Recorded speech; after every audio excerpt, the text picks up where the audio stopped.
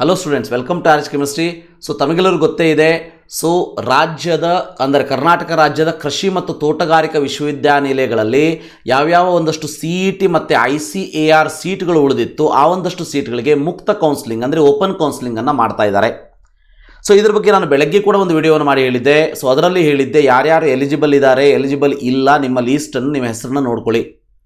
So ಈಗ ನಾನು ಹೇಳೋದಕ್ಕೆ ಹೊರಟಿರುವುದು, ಯಾರ್ಯಾರು ಎಲಿಜಿಬಲ್ ಇದ್ದೀರಿ ಅವ್ರು ಏನು ಮಾಡಬೇಕು ಕರೆಕ್ಟಾಗಿ ಕೇಳಿಸ್ಕೊಳ್ಳಿ. ಯಾರ್ಯಾರು ಎಲಿಜಿಬಲ್ ಇದ್ದೀರಿ, ಓಪನ್ ಕೌನ್ಸಿಲಿಂಗ್ಗೆ ಹಾಜರಾಗುವ ಅರ್ಹ ಅಭ್ಯರ್ಥಿಗಳು ಅಂದರೆ ಎಲ್ಲರೂ ಕೂಡ ಮೂಲ ದಾಖಲಾತಿಗಳನ್ನು ಅಂದರೆ ಒರಿಜಿನಲ್ ಡಾಕ್ಯುಮೆಂಟ್ಸ್ ಅಂದರೆ SSLC, PUC, UG, CET 2021 ಮೂಲ ದಾಖಲೆ, ಪರಿಶೀಲನೆ ಸ್ವೀಕೃತಿ ಪತ್ರ ಅಂತಂದರೆ ವೆರಿಫಿಕೇಷನ್ ಸ್ಲಿಪ್ ಇರ್ಬೋದು, ICAR ರ್ಯಾಂಕ್ ಕಾರ್ಡ್ ಇರ್ಬೋದು, ಅಥವಾ 1ನೇಯಿಂದ 12ನೇ ತರಗತಿವರೆಗೆ ವ್ಯಾಸಂಗ ಮಾಡಿರುವಂತಹ ಜಾತಿ ಮತ್ತು ವರಮಾನ ಪ್ರಮಾಣ ಪತ್ರ ಇರ್ಬೋದು, ವಿಶೇಷ ವರ್ಗದ ಪ್ರಮಾಣ ಪತ್ರ ಇರ್ಬೋದು, ಅಂದರೆ NSS sports cultural activities participate ಮಾಡೋರ ಬಗ್ಗೆ ಪ್ರಮಾಣ ಪತ್ರ ಇರಬೇಕು. ಇವನ್ನೆಲ್ಲ ತೊಗೊಂಡು ಹೋಗಬೇಕಾಗ್ತದೆ, ಗೊತ್ತಿರಲಿ. ಸೊ ಇದರಲ್ಲಿ 1ರಿಂದ 12ನೇ ತರಗತಿ ವ್ಯಾಸಂಗ ಪ್ರಮಾಣ ಪತ್ರ ಅಂತಂದರೆ ಕನ್ಫ್ಯೂಸ್ ಆಗೋದಕ್ಕೆ ಹೋಗಬೇಡಿ. ಮಿನಿಮಮ್ 7 ಇಯರ್ಸ್ ಸ್ಟಡಿ ಸರ್ಟಿಫಿಕೇಟ್ ಇರಬೇಕಾಗ್ತದೆ. ಸೊ ನಿಮ್ಮ ಒಂದು KEA ಕೌನ್ಸಿಲಿಂಗ್ ಸಮಯದಲ್ಲಿ ಯಾವ್ಯಾವ ದಾಖಲೆಗಳನ್ನು ನೀವು ಇಟ್ಕೊಂಡಿದ್ರಿ ಅವೆಲ್ಲ ದಾಖಲಾತಿಗಳನ್ನು ತೊಗೊಂಡು ಹೋಗಿ. ಇಷ್ಟೇ, ಭಾಳ ಸಿಂಪಲ್. ಇದ್ರ ಬಗ್ಗೆ ಮತ್ತೆ ತಲೆ ಕೆಡಿಸ್ಕೋಬೇಡಿ. ಸೊ ನಂದು 2ನೇ ವರ್ಷದಿಲ್ಲ, 3ನೇ ವರ್ಷದಿಲ್ಲ, ನಾ ಏನು ಮಾಡಬೇಕು ವರಿ ಮಾಡ್ಕೊಳ್ಳೋಕೆ ಹೋಗಬೇಡಿ. ಓಕೆ. ಸೊ 1ರಿಂದ 12 ಅಂದರೆ ಅಷ್ಟು ಇರಲೇಬೇಕಂತೇನಿಲ್ಲ, ಇದ್ದರೆ ಭಾಳ ಬೆಸ್ಟ್ ತೊಗೊಂಡೋಗಿ. ಇಲ್ಲ ಅಂತಂದರೆ ನಾಳೆ ಬೆಳಗ್ಗೆ ನೀವು ಸ್ಕೂಲಿಗೆ ಹೋಗಿ ತೊಗೊಂಡು ಬರೋಕ್ಕಂತೂ ಬರೋದಿಲ್ಲ. ಎಷ್ಟು ಇದೆ ನಿಮ್ಮ ಹತ್ರ 7 ಇಯರ್ಸ್ ಅಂತೂ ಮಿನಿಮಮ್ ಇರಲೇಬೇಕು. KEA ಅವರ KCET ಒಂದು ರೂಲ್ಸ್ ಪ್ರಕಾರ ಅದನ್ನಷ್ಟು ತೊಗೊಂಡೋಗಿ. ಅದಾದಮೇಲೆ ಕರ್ನಾಟಕ ರಾಜ್ಯದ ಕೃಷಿ ಹಾಗೂ ತೋಟಗಾರಿಕಾ ವಿಶ್ವವಿದ್ಯಾನಿಲಯಗಳು ಯಾವುದೇ ಪದವಿಗೆ ಪ್ರವೇಶಾತಿ ಪಡೆದಿರುವರು ಅಂತಂದರೆ, ಯಾವುದೇ ಬೇರೆ ಪದವಿಗೆ ನೀವು ತೋಟಗಾರಿಕೆ ಇರ್ಬೋದು, ಸೆರಿಕಲ್ಚರ್ ಇರ್ಬೋದು, ಹಾರ್ಟಿಕಲ್ಚರ್ ಇರ್ಬೋದು, ಅಥವಾ ಫಿಶರೀಸ್ ಇರ್ಬೋದು, BSc ಅಗ್ರಿ ಇರ್ಬೋದು, ಯಾವುದೇ ಬೇರೆ ಕೋರ್ಸ್ಗಳಿಗೆ ನೀವು ಬೇರೆ ಯಾವುದೋ ವಿಶ್ವವಿದ್ಯಾನಿಲಯ ಅಂದರೆ ಯೂನಿವರ್ಸಿಟಿಯಲ್ಲಿ ಅಡ್ಮಿಷನ್ ತೊಗೊಂಡಿದ್ದರೆ ಇದರಲ್ಲಿ ಪಾರ್ಟಿಸಿಪೇಟ್ ಮಾಡೋದಕ್ಕೆ ಬರೋದಿಲ್ಲ. ಅದಾದಮೇಲೆ ರ್ಯಾಂಕಿಂಗನ್ನು ನಾನು ಕೆಳಗೆ ತೋರಿಸ್ತೀನಿ. ರ್ಯಾಂಕಿಂಗ್ ಆಧಾರದ ಮೇಲೆ ಅವತ್ತಿನ ದಿನ ಮಾತ್ರ ನೀವು ಕೌನ್ಸಿಲಿಂಗಿಗೆ ಹಾಜರಾಗಬೇಕು. ಓಕೆ. ಯಾಕಂತಂದರೆ ಹಿಂದಿನ ದಿವಸ ಮುಂದಿನ ದಿವಸ ಹೋದರೆ ಅಂತಂದರೆ ನಿಮ್ಮದಲ್ಲದ ರ್ಯಾಂಕಿನ ದಿವಸ ನೀವು ಹೋದರೆ ನಿಮ್ಮನ್ನು ಅಲ್ಲಿ ಒಳಗೆ ಕರ್ಕೊಳ್ಳೋದಿಲ್ಲ. ಹಾಜರಾಗದ ಅಭ್ಯರ್ಥಿಗಳ ನಿರಾಕರಿಸಿದ ಅಭ್ಯರ್ಥಿಗಳು ಮುಂದಿನ ಕೌನ್ಸಿಲಿಂಗಲ್ಲಿ ಪ್ರಕ್ರಿಯೆಯಲ್ಲಿ ಭಾಗವಹಿಸುವಂತಿಲ್ಲ. ಅಂದರೆ ಗೊತ್ತಿರಲಿ. ಸೊ ಹಾಜರಾಗದ ಅಥವಾ ಹಾಜರಾಗಿ ಆಯ್ಕೆಯನ್ನು ನಿರಾಕರಿಸಿದವರು ಅಂದರೆ ನೀವೇನಾದರೂ ಎಬ್ಸೆಂಟ್ ಇದ್ದರೆ ಅಥವಾ ಪ್ರೆಸೆಂಟ್ ಇದ್ದು ನನಗೆ ಅದು ಸೀಟ್ ಬೇಡ ಅಂತ ನಿರಾಕರಣೆ ಮಾಡಿದರೆ ಅವರು ನೀವು ಮುಂದಿನ ಕೌನ್ಸಿಲಲ್ಲಿ ಪಾರ್ಟಿಸಿಪೇಟ್ ಮಾಡುವಂಥ ಅವಶ್ಯಕತೆ ಇರೋದಿಲ್ಲ. ಅಂದರೆ ನಿಮ್ಮನ್ನು ಪಾರ್ಟಿಸಿಪೇಟ್ ಮಾಡೋದಕ್ಕೆ ಬಿಡೋದು ಇಲ್ಲ. ಅದಾದಮೇಲೆ ಓಪನ್ ಕೌನ್ಸಿಲಿಂಗ್ ಫಸ್ಟು 16ನೇ ತಾರೀಕು ಅಂದರೆ ನಾಳೆ ಬೆಳಗ್ಗೆ 10 ಗಂಟೆಯಿಂದ ಓಪನ್ ಕೌನ್ಸಿಲಿಂಗ್ ಫಸ್ಟು ICAR ಸೀಟ್ಗಳಿಗೆ ಇರ್ತದೆ. ಅದಾದಮೇಲೆ ನಾಳೆ ಮಧ್ಯಾಹ್ನ ರಿಮೆಂಬರ್ ಸ್ಪೆಷಲ್ ಕ್ಯಾಟಗರಿ ಅವರಿಗೆ ಇರ್ತದೆ. ಅಂದರೆ ನೀವು ಹೋಗಿ ಬೇರೆಯವ್ರಿಗೆ ಹೋಗೋದ್ರೆ ಅಲ್ಲಿ ಒಳಗೆ ಕರ್ಕೊಳ್ಳೋದಿಲ್ಲ.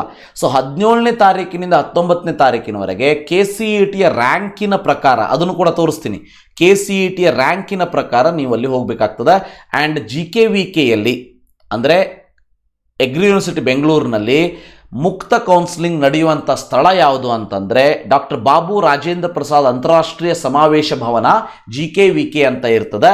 ಸೊ ಕೃಷಿ ವಿಶ್ವವಿದ್ಯಾಲಯ ಬೆಂಗಳೂರು, ಅಲ್ಲಿ ಹೋಗಿ ಕೇಳಿ ಡಾಕ್ಟರ್ ಬಾಬು ರಾಜೇಂದ್ರ ಪ್ರಸಾದ್ ಅಂತಾರಾಷ್ಟ್ರೀಯ ಸಮಾವೇಶ ಭವನ ಎಲ್ಲಿದೆ ಅಂತೇಳಿ. ಸೊ ತೋರಿಸ್ತಾರೆ, ಅಲ್ಲಿ ಹೋಗಿ. ಅದಾದಮೇಲೆ ರಿಮೆಂಬರ್ ಓಪನ್ ಕೌನ್ಸಿಲಿಂಗ್ ಹಾಜರಾಗುವಂಥ ಅಭ್ಯರ್ಥಿಗಳು ಸ್ಥಳದಲ್ಲಿಯೇ ಗೊತ್ತಿರಲಿ 24,650 ರೂಪಾಯಿ ನಗದನ್ನು ತೊಗೊಂಡು ಹೋಗಿ. ಅಂದರೆ ಒಂದು 30,000 ರೂಪಾಯಿ ಇಟ್ಕೊಂಡು ಹೋಗಿರಿ. ಓಕೆ. ಆಯಾ ಕೃಷಿ ವಿಶ್ವವಿದ್ಯಾಲಯಗಳ ಸೂಚನೆಯಂತೆ ಜೊತೆ ಇತರೆ ಶುಲ್ಕಗಳು ಅಂತ ಇದೆ, ಅದಕ್ಕಾಗಿ ಹೇಳಿದ್ದು. ಸೊ ಒಂದು 30-40 ಸಾವಿರ ಇಟ್ಕೊಂಡು ಹೋಗಿ, ಕ್ಯಾಶೇ ಇಟ್ಕೊಂಡು ಹೋಗಬೇಕು, ಗೊತ್ತಿರಲಿ, ನಗದನ್ನೇ ಇಟ್ಕೊಂಡು ಹೋಗಬೇಕು. ಅಲ್ಲಿ ಪಾವತಿ ಮಾಡಬೇಕಾಗ್ತದೆ. ಇಲ್ಲವಾದಲ್ಲಿ ಅಭ್ಯರ್ಥಿಗಳು ಆಯ್ಕೆ ಮಾಡೋಂಥ ಸೀಟನ್ನು ಅಲ್ಲಿ ರದ್ದತಿ ಮಾಡಲಾಗುವುದು, ಅಂದರೆ ಕ್ಯಾನ್ಸಲ್ ಮಾಡಿಬಿಡ್ತಾರೆ. ನಾವೀಗ ಕ್ಯಾನ್ಸಲ್ ಅದನ್ನು ನಿಮಗೆ ಸೀಟ್ ಅಲಾಟ್ ಆದಮೇಲೆ ಇಲ್ಲಿ ನಾನು ಹೊರಗೆ ಹೋಗಿ ತೊಗೊಂಡು ಬರ್ತೀನಿ, ನಮ್ಮ ಅಪ್ಪ ಬರ್ತಾನೆ, ನಮ್ಮ ಅಮ್ಮ ಬರ್ತಾನೆ, ಏನೂ ಕೇಳೋದಿಲ್ಲ ಅವರು. ಓಕೆ. ಸೊ ನಂದು ಇಲ್ಲಿ ರಿಲೇಷನ್ ಮನೆ ಇದೆ, ದುಡ್ಡು ತೊಗೊಂಡು ಬರ್ತೀನಿ, ಕೇಳೋದಿಲ್ಲ. ದುಡ್ಡಿದ್ದರೆ ಕೊಡ್ತಾರೆ, ಇಲ್ಲ ಅಂದರೆ ಬೇರೆ ನಿಮ್ಗಿಂತ ಕಡಿಮೆ ರ್ಯಾಂಕ್ದವರಿಗೆ ಅಲಾಟ್ ಮಾಡ್ತಾರೆ ಅಷ್ಟೇ. ಅದಾದಮೇಲೆ ಇದು ಕರೆಕ್ಟಾದ ಶೆಡ್ಯೂಲ್. ಕರೆಕ್ಟಾಗಿ ನೋಡ್ಕೊಳ್ಳಿ. All eligible candidates of ICAR ಏನಿದೆ ಸೀಟ್ಸು ಅಂದರೆ ರ್ಯಾಂಕಿಂಗ್ 3262 ಇಂದ 68,423 300 ಜನ ಎಲಿಜಿಬಿಲಿಟಿ ಇದ್ದಾರೆ. ಅವರಿಗೆ 16ನೇ ತಾರೀಕು ಅಂದರೆ ನಾಳೆ 10 ಗಂಟೆಯಿಂದ 2:15 ತನಕ ಕೌನ್ಸಿಲಿಂಗ್ ಇರ್ತದೆ. ಸೊ ಅದಾದಮೇಲೆ ಆಫ್ಟರ್ನೂನ್ 3 to 6 ಯಾರಿಗಿದೆ ಸ್ಪೆಷಲ್ ಕ್ಯಾಟಗರಿ ಅವರಿಗೆ ಕೌನ್ಸಿಲಿಂಗ್ ಇರ್ತದೆ. ಸ್ಪೆಷಲ್ ಕ್ಯಾಟಗರಿ ಅವರಿಗೆ ಕೌನ್ಸಿಲಿಂಗ್ ಇರ್ತದೆ, ಗೊತ್ತಿರಲಿ. ಅದಾದಮೇಲೆ 17ನೇ ತಾರೀಕು ನೋಡಿ 970ನೇ ರ್ಯಾಂಕಿನಿಂದ 19,438 ರ್ಯಾಂಕಿನವರೆಗೆ.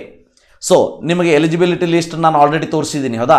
ಎಲಿಜಿಬಿಲಿಟಿ ಲಿಸ್ಟಲ್ಲಿ ಫಸ್ಟ್ ರ್ಯಾಂಕೆ 970 ಇದೆ, ನೋಡ್ಕೊಂಡಿದ್ದೀರಿ ಅಂತ ಅನ್ಕೋತೀನಿ. ಆ 970ಇಂದ 19,438ವರೆಗೆ ನೀವು 150 ಜನ ಇದ್ದಾರೆ. ಅವರಿಗೆ ಕೌನ್ಸಿಲಿಂಗ್ 10ರಿಂದ 2:15ರವರೆಗೆ. ಒಂದೊಮ್ಮೆ ಅಲ್ಲೇ ಈ 150ರೊಳಗೆ ಇದ್ದಿದ್ದು ಸೀಟೆಲ್ಲ ಅವರೇ ತೊಗೊಂಡ್ಬಿಟ್ರು ಅಂದರೆ, ಸೊ ಮಧ್ಯಾಹ್ನ ಏನು ಕೌನ್ಸಿಲಿಂಗ್ ನಡೀತದಲ್ಲ ಅದು ಉಪಯೋಗ ಇಲ್ಲ. ಅಂದರೆ ಮಧ್ಯಾಹ್ನ 3ರಿಂದ 6 19,441ನೇ ರ್ಯಾಂಕ್ ಏನಿದೆ, 28,890ನೇ ರ್ಯಾಂಕಿನವರೆಗೆ ಏನಿದೆ, ಇಲ್ಲೇ ಸೀಟ್ ಎಕ್ಸಾಸ್ಟ್ ಆಗಿಬಿಡ್ತು, ಖಾಲಿ ಆಗಿಬಿಡ್ತು ಅಂದರೆ ನಿಮಗೆ ಸೀಟನ್ನು ಕೊಡೋದಕ್ಕೆ ಆಗೋದಿಲ್ಲ, ಹೌದಾ? ಅಥವಾ ನಿಮಗೆ ಬೇಕಾದಂಥ ಸೀಟು ಆಲ್ರೆಡಿ ಇಲ್ಲಿ ಹಂಚಿಕೆ ಆಗಿಬಿಟ್ರೆ ನಿಮಗೆ ಅಲ್ಲಿ ಸಿಗೋದಿಲ್ಲ. ಅದಾದಮೇಲೆ 18ನೇ ತಾರೀಕು 28,899ರಿಂದ 39,490 200 ಜನಕ್ಕೆ. ಯಾವಾಗ? ಅದಾದಮೇಲೆ 39,548 to 61,367. ಅದಾದಮೇಲೆ 61,458 to 92,240. After that 92,413 to 1,98,370. ಅಂದರೆ 175 ಸ್ಟೂಡೆಂಟ್ಸ್ ಲಾಸ್ಟಿಗೆ ಕೌನ್ಸಿಲಿಂಗ್ ಇರ್ತದೆ. ಸೊ ಮೊದಲನೇ ದಿನ ಅಂದರೆ 17ನೇ ತಾರೀಕು 18ನೇ ತಾರೀಕು ಸೀಟುಗಳು ಮುಗಿದುಬಿಟ್ರೆ ಸೊ ಮತ್ತೆ ನೀವು ಹೋಗಿನೂ ಉಪಯೋಗ ಇರೋದಿಲ್ಲ. ಸೊ ಡೆಫಿನೆಟ್ಲಿ ಮೇ ಬಿ ಅವಾಗ ಅಗ್ರಿ ಯೂನಿವರ್ಸಿಟಿ ವೆಬ್ಸೈಟನ್ನು ನೋಡ್ತಾ ಇರಿ, ಅವರು ನೋಟಿಫಿಕೇಷನನ್ನು ಅದರ ಬಗ್ಗೆ ಕೊಡಬಹುದು. ಸೊ ಇದಿಷ್ಟು ಇವತ್ತಿನ video. So farm science open counselling ಬಗ್ಗೆ ಡೀಟೇಲ್ ಆಗಿ ನನಗೇನು ಗೊತ್ತಿದೆ ಅದನ್ನು ಹೇಳ್ಕೊಂಡಿದ್ದೀನಿ. ಸೊ ಅರ್ಥ ಆಯಿತು ಅಂತ ಅನ್ಕೋತೀನಿ. Thank you for watching. Have a nice day.